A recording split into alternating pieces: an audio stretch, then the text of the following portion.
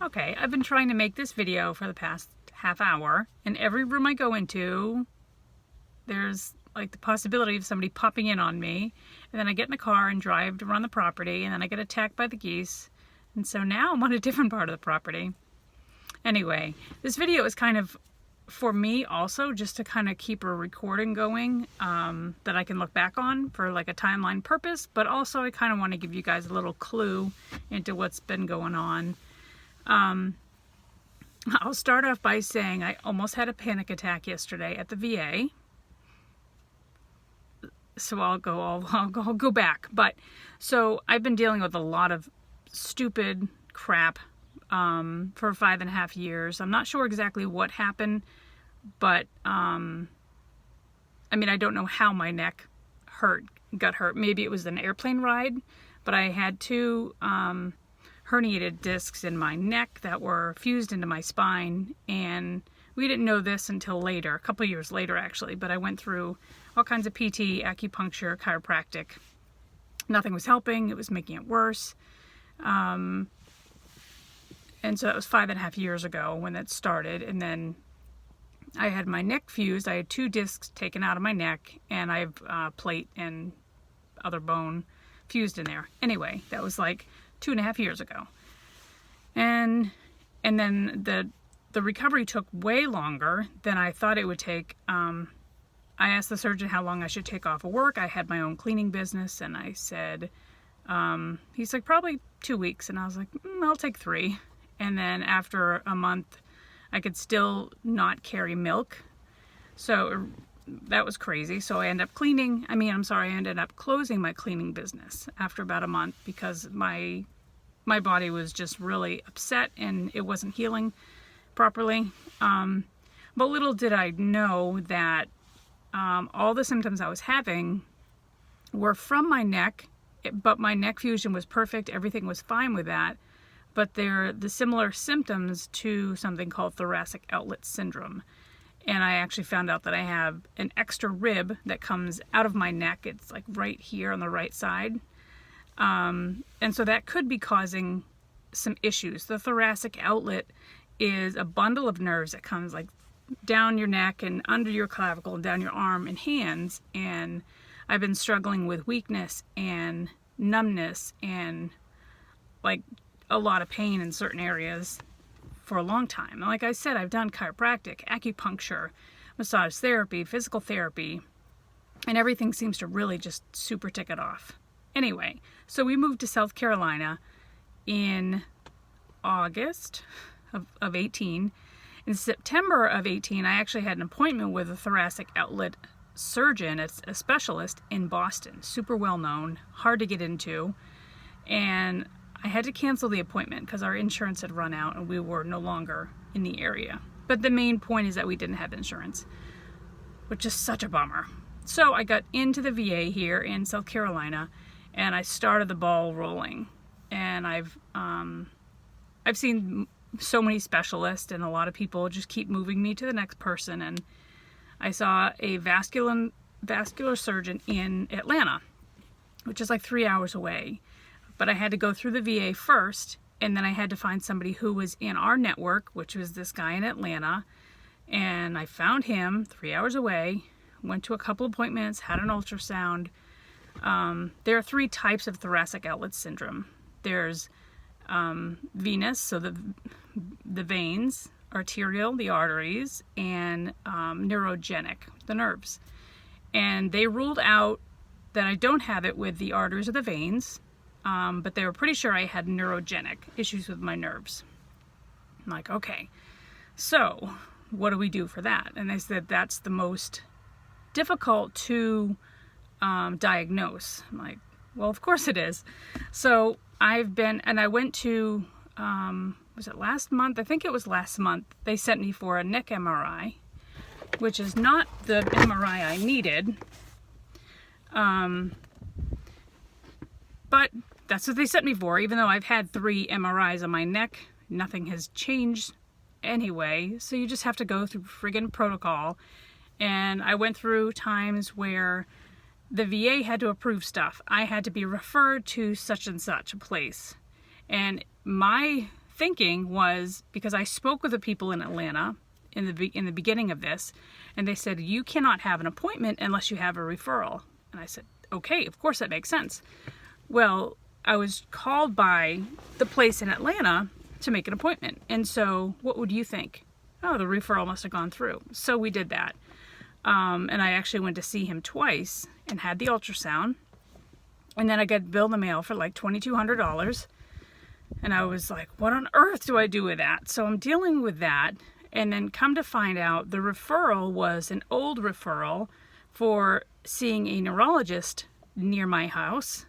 Previous to that, somebody dropped the ball where they should have looked at the referral, and they could see it by the way it's put in the system and the number, what it's for, and it's right on there actually. And then, so the wrong referral was sent, and they never verified what the referral was for. So then there's like miscommunication and misunderstanding. So I go there. I went to the VA. I've been to the VA probably 50 times, either in Augusta or in Atlanta. Not Atlanta, in Aiken, where I live. And Augusta's like 45 minutes away. But I've been getting to know them. They're getting to know me, that I am a squeaky wheel. I'm not going away. And I have issues and I need help. And I actually sent a letter to my congressman. And I spoke with people at Community Care. And I finally got that squared away because they realized the email, I received an email from Atlanta with the referral, with a 19-page referral. It had my referral number. So this is what I'm looking at, thinking this should be good to go. And then the woman at Community Care says, that's an old referral. I'm like, okay. But the saving grace is that it was sent from the VA to Atlanta and then to me. So someone at the VA, unfortunately, did not do their job, which in turn helps me because I do not have to pay, and I'm now covered with TriWest as in connection with the Aiken VA. Thank God, that's taken care of. So that's one of the stories. So I've just been dealing with a lot of stuff, and I've had to go in between my nurse and the surgeon and get them to talk to each other and make the right appointments. And then I needed a scalene injection, which is like, I don't even know what it is exactly. Sort of like a Botox type thing in your scalene muscles. And that's supposed to be for a diagnosis purpose. And if it helps, then that's kind of indicative of the surgery being able to help me. Okay. And then I reach out to a group of people on Facebook for thoracic outlet syndrome. It is pretty rare. There's only 6,500 people in the world on that group page. I know there's probably more people. But it's a pretty small sampling of people. Great. So I went on there and I said, hey, I was wondering if, to go back. The MRI that I really needed for diagnosis purposes is on my brachial plexus, which is a nerve. And with contrast. So they put in a contrast dye so they can see better, obviously. And finally, they listened to me. I spoke with a surgeon. I said, well, what about this? Maybe I need this MRI? And then in his paperwork, he said cervical was abnormal. Brachial plexus MRI needed with contrast. Really? Anyway, so that's finally in the works.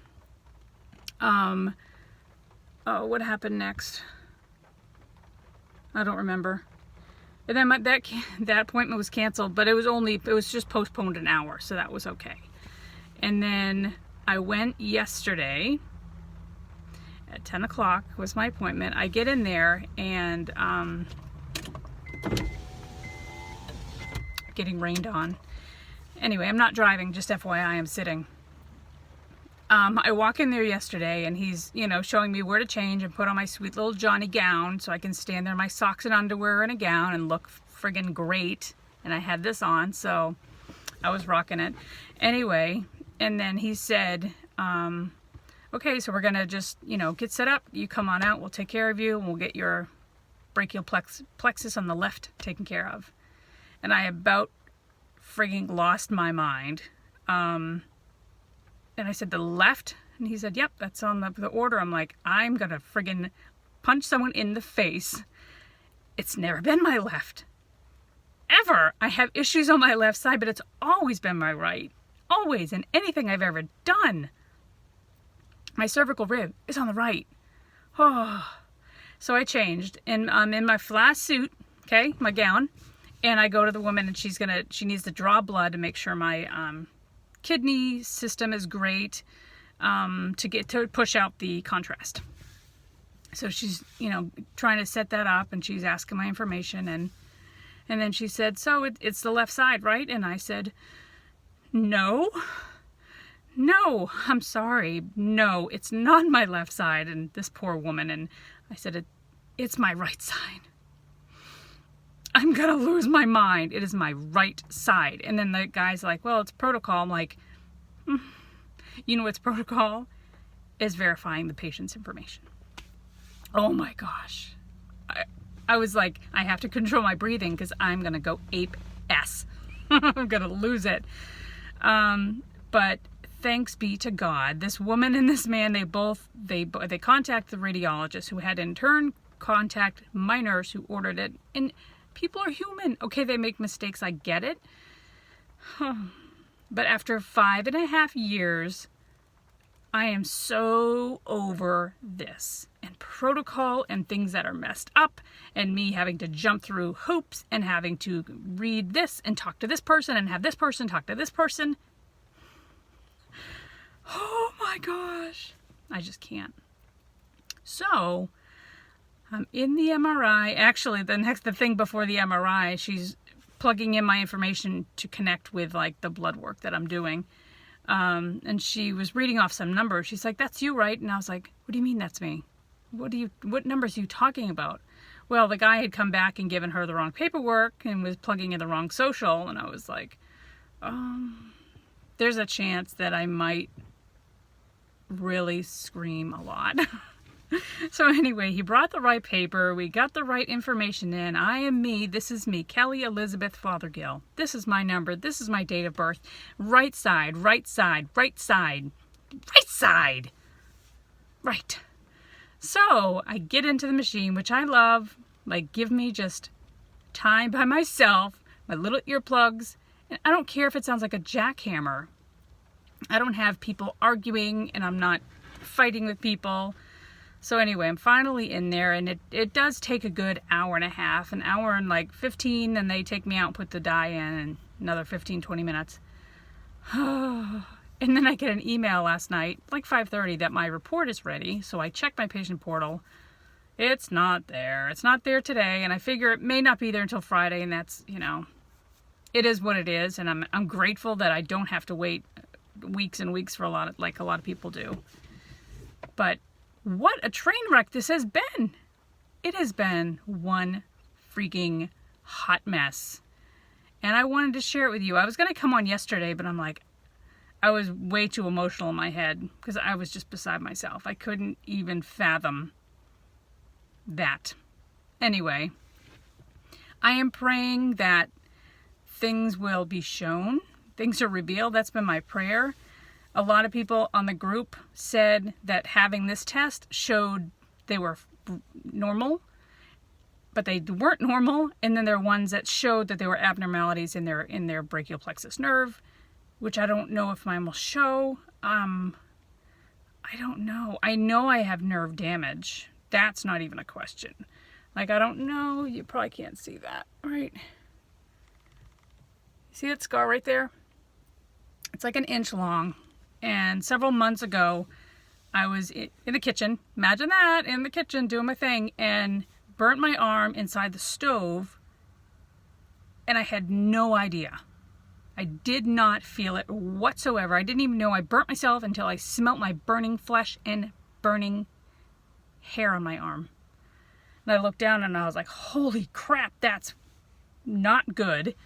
And Jared saw it, and he said, that is for sure a multiple layer burn. The average person would have been freaking out. And I was like, obviously I did what I could. It healed up really well for what it was, but the whole area all around it was swollen. Like it was so weird. It was all swollen. A good 1/2 inch around the whole thing was swollen up. That's to say that I have nerve issues. So I'm hoping that there will be something shown on this MRI. And I'm still in the process of working with my disability claim for the military, for my neck, for my back, for my migraines. And I have a ton of information. I have some from the military in my records, and I have a ton of testing and all kinds of stuff I've done over the course of these 20 years since I've been out. Not 20 years, whatever, a while that I've been out. So I'm hopeful that will come back in my favor. I keep visioning a congratulations letter, and I can't wait to come on here on another video and say, congratulations, you have blah, blah, blah disability. I keep seeing the number 60% in my head. Might be more, might be less, but I'm just seeing congratulations. I feel that feeling. I know what that's going to feel like, and I can't wait to show you guys. I can't wait to like jump on a live video and say, I got it. I finally got my disability. Praise be to God that all that I've gone through since 1996, I can be financially like rewarded, for lack of better terms, or that's not the right word. Reimbursed, maybe? Yeah, that's a better word. Reimbursed for my physical troubles. Oh, mercy. Anyway, it has been a ride, and I still obviously don't know the results of this MRI, but I'm grateful that I'm finally where I am, because yesterday I was going to lose my mind and scream and just curse and weep and just lay on the floor and cry in my Johnny. That's what I thought I was going to do. With my butt hanging out in the back with my pink underwear. That didn't happen, okay? But that's what I felt like was going to happen if I had to reschedule for another month or two out. I'm just so tired of this waiting game. I need to know, people. That's it. There's the update, okay? I'm so glad you guys are here and you watch and you take part in my life, and you realize that what I put out there is my life. This is a lot of my life. And I'll be honest and say probably 10% of my life doesn't end up on the Facebook. You know what I mean? Some of that stuff might come out later, some of my life, but there's parts that have zero need to be on the book. All right? Have a good day, and be thankful. Have a happy Thanksgiving. Okay, guys? Take care.